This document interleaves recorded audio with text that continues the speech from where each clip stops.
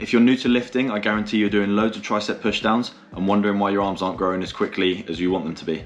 I'm going to go through something today that you may very well be overlooking. I'm sure you already know that triceps make up 2/3 of the upper arm, and so neglecting them is going to limit your overall muscle mass. When we understand the physiology of the tricep, it makes it so much easier to target them and make them grow quicker. It's called the tricep because there's 3 heads on it, obviously you've got the long head, the lateral head and the medial head. You can clearly see that the long head of the tricep makes up the vast majority of the thickness, and look at the type of exercise that works them. It's not push downs, it's overhead movements. As for the lateral and medial heads, they work best when your arms are by your side. So yes, you're going to be working them when you're doing push downs, but if you're a normal human with a normal life, you need to somewhat be optimizing the amount of time you're spending in the gym and take that into consideration when you're selecting your exercises. So if you've only got an hour to work with roughly per session, would you rather be prioritizing push downs where you're just working the lateral and medial head of the triceps, or would you rather be prioritizing a compound movement like a dip or a press where you're going to be working your pec, your delts and your triceps, the lateral and medial head, all at the same time? In that case, obviously 10 minutes spent in the gym doing a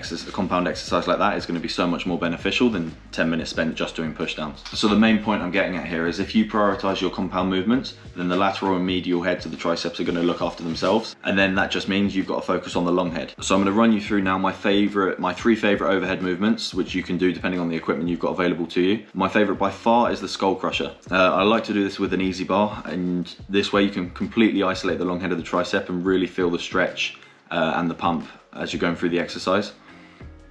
The key to this exercise is you want to keep your elbow in exactly the same place, and you don't want your elbow to be stacked above your shoulders. You want it to be hinged slightly about 10 to 20 degrees past your shoulders and over your head, and then you're lowering the bar down towards your skull, obviously hence the name, or just behind your head, and then extending up again.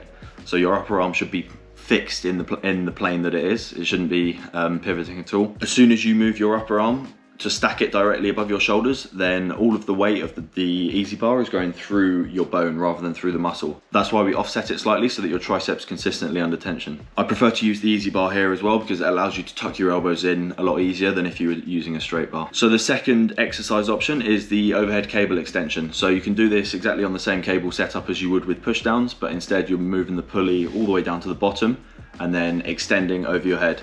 So again, the range of motion is exactly the same as before. You want to be tucking your elbows in, but you're lowering the bar. Try and use like a V bar again so you can keep your elbows tucked in, lowering it behind your head and extending over your head. And then my third favorite variation is the dumbbell overhead extension. You can obviously do this anywhere because you don't need that cable, you don't need the easy bar, you just need a dumbbell, and you set it up like so, and all you're doing is the same thing, keeping your elbows as tucked in as you can, as you possibly can, hands under the dumbbell, lowering down behind your neck and then pressing above your head. So give these 3 a go based on what equipment you have available to you and what you like best. And remember, the key here is going to be progressive overload. Obviously you can do any exercise you want until the cows come home. Unless you're improving week after week after week, you're not going to see growth in whatever muscle you're targeting. If initially I'm doing 3 sets of 10 with 15 kilos a side, I'm going to be the next week wanting to do 11, 10, 10, and then the week after that 11, 11, 10. And then maybe I would increase to 17.5 kilos a side, see how many I can get over 3 sets. So that might be 9, 8, 8 or 8, 7, 7, and then try and increase that to 8, 8, 7 over the 3 sets. So that every single session you're either stealing a rep or you're stealing more weight that you're putting on the bar. So if we put all this information together and look at a typical push session that you may be doing, this is how the amount of exercises and the amount of sets per long, medial and lateral head of the triceps you're actually going to be doing. So say we did a session which was 3x8 flat barbell press. Obviously with a flat barbell press you're going to be using your pec major predominantly. You're going to be using your anterior delt and your medial delt, so your front and your side delts, and then you're going to be using the lateral and medial heads of the triceps. So that's 3 sets for the lateral and medial head of the tricep. Then if you moved on to an exercise of 3x8 overhead barbell press, again you're going to be using a lot of anterior and medial delt here, and then you're going to be using lateral and medial head of the tricep again. Then if we moved on to like an incline dumbbell press, you'll be using your pec major again. You'll be using more of the clavicular head here because you're obviously using the upper pec on the incline press.